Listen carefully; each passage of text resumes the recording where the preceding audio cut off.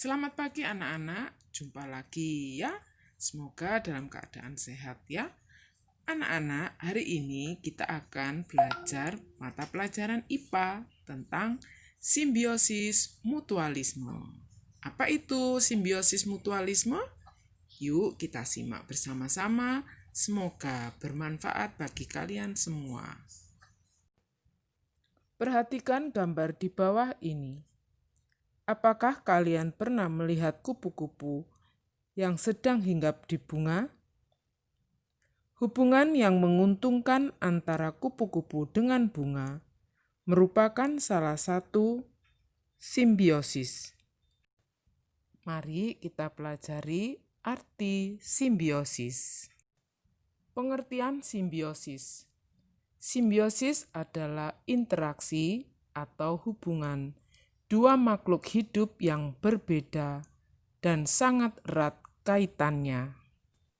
Contohnya adalah hubungan kerbau dengan burung jalak. Ada beberapa jenis simbiosis. A. Mutualisme, yaitu hubungan antara dua makhluk hidup yang saling menguntungkan. Contohnya, kerbau dan burung jalak.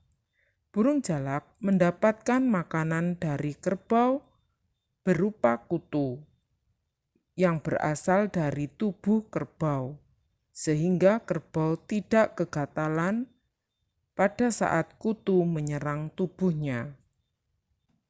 Contoh kedua, kupu-kupu dan bunga. Bunga dibantu pada saat proses penyerbukan oleh kupu-kupu, sedangkan kupu-kupu mendapatkan nektar atau sari makanan. Contoh lainnya adalah lebah mendapatkan nektar. Bunga dibantu dalam proses penyerbukan. Simbiosis mutualisme lainnya. Bakteri Escherichia coli dalam usus manusia. Dengan adanya bakteri ini di dalam tubuh manusia, dapat mengurangi pertumbuhan bakteri jahat dan mempercepat proses pembusukan di dalam usus besar. Sedangkan bagi bakteri E. coli sendiri mendapat makanan dari sisa-sisa makanan pada usus besar. B. Komensalisme, yaitu interaksi antara dua makhluk hidup yang menguntungkan salah satu organisme, sementara organisme lain tidak dirugikan dan tidak diuntungkan.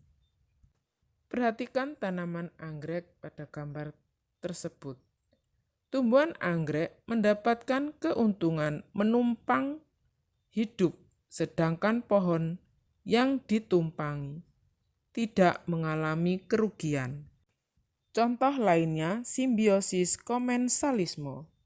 Ikan hiu dengan ikan remora. Sisa makanan hiu yang berupa remah-remah dimanfaatkan oleh ikan remora. Ikan remora juga diuntungkan karena terhindar dari predatornya. Sementara itu, kehadiran ikan remora tidak mengganggu ikan hiu. Ikan hiu tidak diuntungkan, tidak juga dirugikan. Contoh selanjutnya, udang dan mentimun laut atau teripang. Bagi udang ini menguntungkan karena memungkinkannya mendapatkan sisa-sisa makanan. Sementara mentimun laut, interaksi ini tidak berpengaruh, tidak menguntungkan, tidak juga merugikan.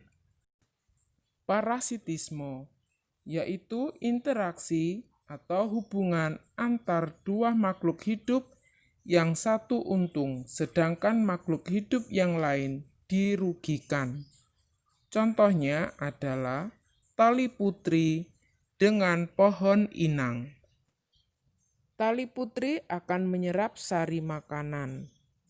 Pada tumbuhan inangnya akan merugi karena sari makanan diambil oleh tali putri. Contoh selanjutnya, benalu dengan pohon jambu biji yang ditumpangi. Benalu dapat zat makanan. Pohon jambu biji merugi karena makanan diserap benalu. Contoh selanjutnya, cacing pita pada manusia. Cacing mendapatkan sari makanan.